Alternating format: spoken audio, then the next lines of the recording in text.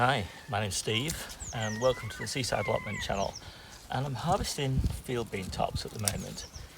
These are just like broad bean tops, but the benefit is the plants are incredibly prolific, and it's a technique that I've kind of pioneered over the last couple of years. And basically field beans are just a green manure really, and they're used in agriculture all the time, and loads of allotmenteers use them as well to improve the ground. And the idea being that when you dig one of these plants up, and I'll do that in a minute, you'll find that the roots are covered with little nodules, and those are formed by bacteria, and they live on the roots, and the nodules contain nitrogen. And then when these beans start to flower and actually form pods, they take the nitrogen from those nodules and they use it in the bean, in the flowering and the bean making process. But if you harvest these, cut them down to the ground, leave the roots in the ground, and you do that before they actually start forming pods, then you leave all that nitrogen in the ground. And then this bed here is just a perfect bed for brassicas. It's full of nitrogen from the roots, so not only do the roots rot down themselves, but the nodules contain the nitrogen. Now I think this is the ultimate crop. Not only does it build nutrients into the soil over winter, it also protects the soil from rain and erosion. But the massive benefit really is that you can harvest it, and you can harvest it from December through to May effectively, because then that's when you need your bed for your brassicas, and also that's when it's all running to flower, and you can see there's plenty of flowers on these at the moment, but it's starting to form pods. So this is almost the same time as you would take your broad beans and top those to prevent blackfly, and you'd be eating the tops. But with these, you're eating the tops from December. And what happens as you harvest these little tops like this is that the plant just throws up new shoots, and these plants are just incredible. I mean, some of them have got 5, 6, 7 different shoots coming up because they've been harvested so many times. So here's an example of a plant. So you can see it's got 1, 2, 3, 4, 5 shoots at the moment, but down here there's another 1, 2, maybe 3 or 4 shoots waiting to come up. So you can see this particular plant has probably been harvested 5 or 6 times in its life. And so this is just the most incredible crop. It's very like spinach. And of course it's timed just perfectly for the shortage of spinach, because spinach outdoors, even in a polytunnel really, is slowing down quite a lot by December, and then it's not really available again until sort of late February time, March. And so all the way through that period, these field beans have been just wonderful, and even now they're a fantastic combination to the true spinach crop.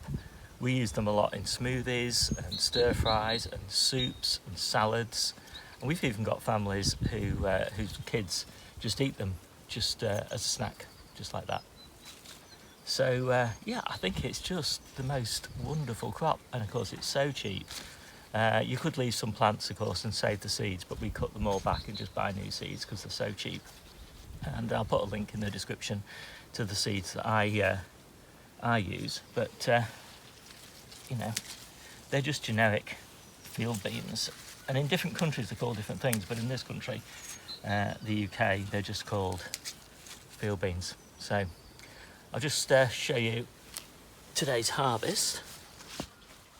So we like to harvest into these big food safe containers, and I've pressed all this down, but basically we like to harvest into water, keeps them super fresh, and I'll fill this container before I've finished.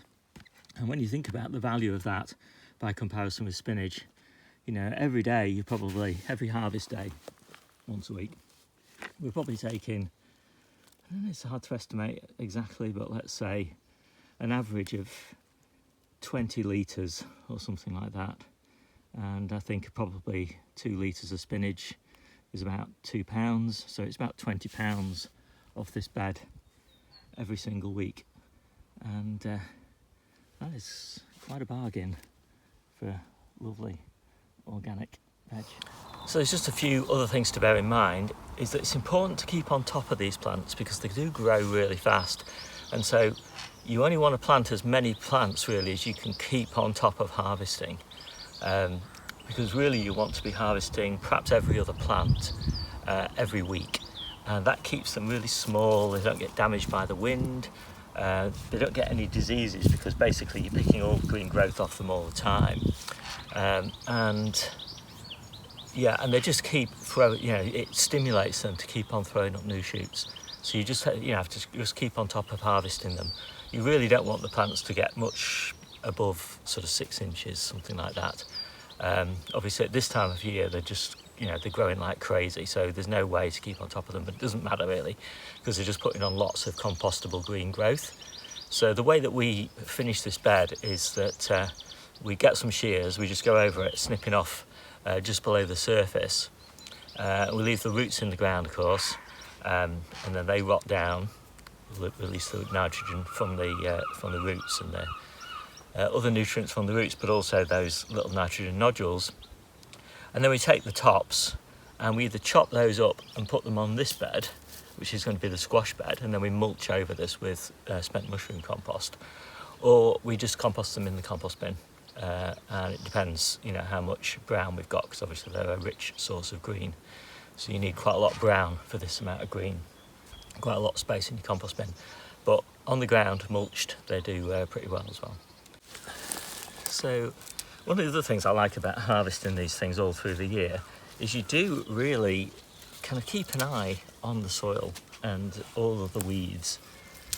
And so as I'm harvesting, I'm always doing just a little bit of weeding. Anyway, hope you liked this quick video. My name's Steve, this is Seaside Allotment Channel, and I'll see you soon.